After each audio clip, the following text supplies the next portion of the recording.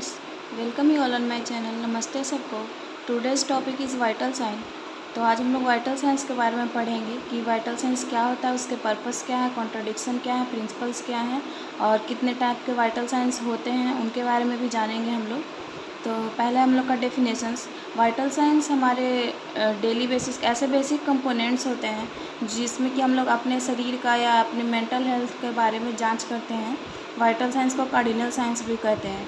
Vital science reflect changes in body function that otherwise might not be observe. Vital science ऐसे changes होते हैं हमारे body functions में जिसको हम लोग जल्दी ऑब्जर्व भी नहीं कर पाते हैं। जैसे मान लीजिए हम लोग रनिंग कर रहे हैं तो हमारा रनिंग में बॉडी टेम्परेचर जो होता है थोड़ा सा इंक्रीज़ कर जाता है, या फिर हम लोग का ब्रीदिंग रेट इंक्रीज़ कर जाता है, ब्लड प्रेशर इंक्रीज़ कर जाता है। तो वो सब हम लोग माइट ऑब्जर्व नहीं कर पाते उतना कि हाँ इंक्रीज़ कर गया, चाहे कुछ भी कर गया। और वाइटल साइंस हमारे 4 टाइप के होते हैं: temperature, respiration, pulse and blood pressure.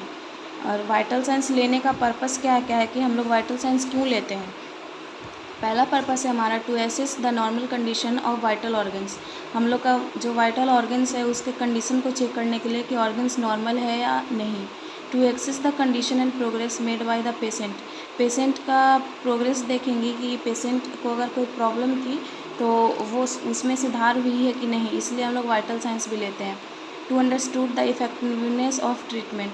अगर पेशेंट को कोई ट्रीटमेंट चल रहा है उसके बाद फिर दोबारा से पेशेंट चेक करवाने आए तो उसको चेक करने के लिए कि वो ट्रीटमेंट जो था वो इफ़ेक्टिव है कि नहीं है। To change the mode of treatment. Treatment के मोड को चेंज करने के लिए अगर हमारा ट्रीटमेंट जो पहले से चल रहा है वो इफ़ेक्टिव नहीं है तो हम लोग वाइटल साइंस लेंगे तो उससे पता चल जाएगा कि वो इफ़ेक्टिव नहीं है, तो हम लोग ट्रीटमेंट चेंज भी कर सकते हैं। It helps to understand the present problem.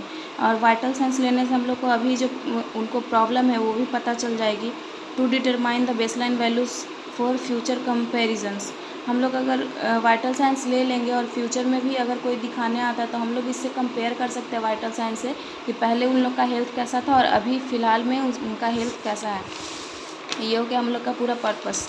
अब हम लोग पढ़ेंगे प्रिंसिपल्स। प्रिंसिपल्स क्या होता है। पहला है vital science are govern by the vital organs and often reveal even the slightness deviation from the normal function.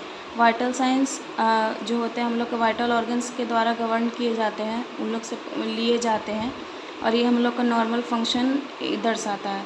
तो वाइटल साइंस स्पेसिफिक इंफॉर्मेशन में B obtain that will help in the diagnostic treatment nursing care. Vital science लेने से हम लोग को information पता चल जाती है कि बॉडी में अभी कोई प्रॉब्लम है या नहीं है, और इससे हम लोग को उसे ट्रीट करने में और नर्सिंग केयर देने में भी हेल्प मिलती है। The changes in the condition of patient improvement और रिग्रेशंस में be detected by the observation of this science. अगर हम लोग वाइटल साइंस लेते हैं तो उससे पेशेंट की इम्प्रूवमेंट में पता चलती है, या फिर कोई और प्रॉब्लम है तो वो भी पता चलती है। इंडिकेशंस मतलब वाइटल साइंस हम लोग कब कब लेते हैं। ऑन एडमिशन, एडमिशन के वक्त हम लोग पेशेंट का एडमिशन हो रहा है उस टाइम हम लोग लेते हैं। Change in the health status, अगर उन लोग के हेल्थ स्टेटस में कोई चेंज हो रहा है उस टाइम लेते हैं। सर्जिकल प्रोसीजर, अगर कोई सर्जरी करने जा रहे हैं उस टाइम भी हम लोग वाइटल साइंस लेते हैं। एडमिनिस्ट्रेशन ऑफ ड्रग्स, अगर उन लोगों को कोई ड्रग्स देना है उसके पहले हम लोग वाइटल साइंस लेते हैं। इन्वेसिव डायग्नोस्टिक प्रोसीजर, अगर कोई डायग्नोस्टिक प्रोसीजर करने जा रहे हैं उसके पहले भी हम लोग वाइटल साइंस लेते हैं। वाइटल साइंस का नॉर्मल वैल्यूज़ क्या क्या होता है। पहला है तो टेम्परेचर, बॉडी टेम्परेचर जो होता है 98.6 डिग्री फ़ारेनहाइट और 37 डिग्री सेल्सियस होता है। पल्स है 72 बीट्स पर मिनट। रिस्पिरेशन है 16 ब्रीथ्स पर मिनट। ब्लड प्रेशर है 120/80 mm ऑफ Hg। तो आज हम लोग बॉडी टेम्परेचर देखेंगे, उसका थोड़ा इंट्रोडक्शन देखेंगे। बॉडी टेम्परेचर का डेफिनेशन। बॉडी टेम्परेचर में be defined as the degree of heat maintain by the body और it's a balance between the heat production और heat loss in the body. Body temperature को हम लोग define कर सकते हैं कि हम लोग के बॉडी में कितना हीट मेंटेन होता है, कितना प्रोडक्शन होता है, कितना बॉडी में जो है हीट लॉस होता है। Heat regulation centre is the hypothalamus situated in the brain. हम लोग का हीट रेगुलेशन जो होता है वो हम लोग के ब्रेन में जो हाइपोथैलेमस होता है वहाँ से होता है। मैकेनिज़्म क्या क्या है। Body temperature is maintain by 2 mechanism, 2 mechanism से बॉडी टेम्परेचर हमारा मेंटेन होता है। पहला है थर्मोजेनेसिस, जैसे कि हम लोग कोई खाना खाते हैं तो उसमें केमिकल्स ब्रेकडाउन्स होते हैं तो उस वजह से भी हीट प्रोड्यूस होती है, उसको थर्मोजेनेसिस बोलते हैं। थर्मोलाइसिस किसको बोलते हैं, physical regulation by loss of heat. अगर हम लोग रनिंग करते हैं तो वो फिजिकल वर्क हुआ तो उसमें जो लॉस होता है हीट का उसको थर्मोलाइसिस कहते हैं। नॉर्मल बॉडी टेम्परेचर हम लोग का क्या क्या है? ओरल में बॉडी टेम्परेचर होता है 98.6 डिग्री फ़ारेनहाइट और 37 डिग्री सेल्सियस। रेक्टल पे होता है 99.6 degree Fahrenheit and 37.6 degree Celsius.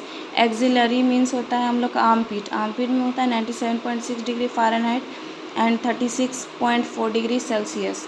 और इसका हम लोग देखेंगे वे ऑफ प्रोड्यूसिंग हीट को प्रोड्यूस करने का वे देखेंगे। पहला ऑक्सीडेशन ऑफ फूड लेने में 1 ग्राम कार्बोहाइड्रेट में 4 किलो कैलोरी हीट प्रोड्यूस होती है। 1 ग्राम प्रोटीन में 4 किलो कैलोरी हीट प्रोड्यूस होती है। 1 ग्राम फैट में 9 किलो कैलोरी हीट प्रोड्यूस होती है। दूसरा, एक्सरसाइज करने से भी हीट प्रोड्यूस होती है। तीसरा, एक्सप्रेशन हम लोग अगर फेस का देते हैं तो उसमें भी हीट प्रोड्यूस होती है। हार्मोनल इफेक्ट से भी होती है। डिजीज़ कंडीशन में भी हीट प्रोड्यूस होती है, जैसे कि फीवर लग गया तो उसमें भी हीट प्रोड्यूस होगी।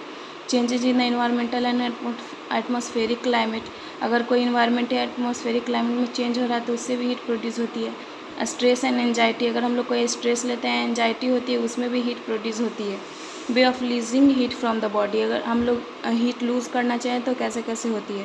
पहला, स्किन से, दूसरा किडनी से, तीसरा फीसेस के थ्रू, चौथा फास्टिंग करते हैं तब, स्लीपनेस नींद ज़्यादा लेते हैं तब, warming and humidifying inspired air, हम लोग गर्म हवा लेते हैं तब।